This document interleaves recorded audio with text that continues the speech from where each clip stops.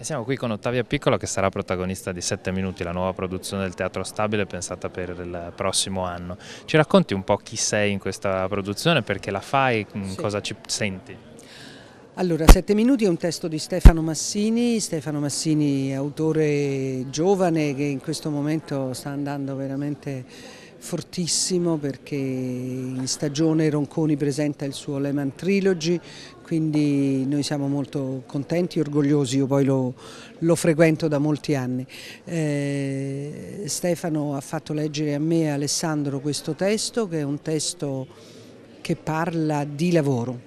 Parla della dignità del lavoro, di come 11 donne, quindi saremo 11 donne in scena, io la più vecchia, purtroppo, e che cercano, che discutono fra lo stipendio e la dignità, cercano di venire fuori da un impasse terribile ed è un consiglio di fabbrica ispirato da una storia vera. Per me è importante, è un testo, il mio personaggio, siamo tutte protagoniste, questo è tanto da dire. Il mio personaggio è, come dicevo, la più vecchia, è la portavoce di questo consiglio di fabbrica, quindi è quella che cerca di far ragionare le altre e di portarle a un risultato.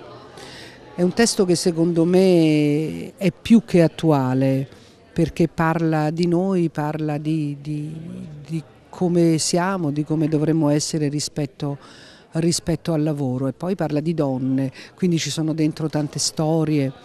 Stefano Massini scrive in questo caso in un modo molto realistico e racconta appunto di universi diversi che si incontrano, di tante donne, anche di posizioni politiche, ma più che politiche posizioni filosofiche diverse e di nazionalità diverse, come ormai succede sempre più spesso.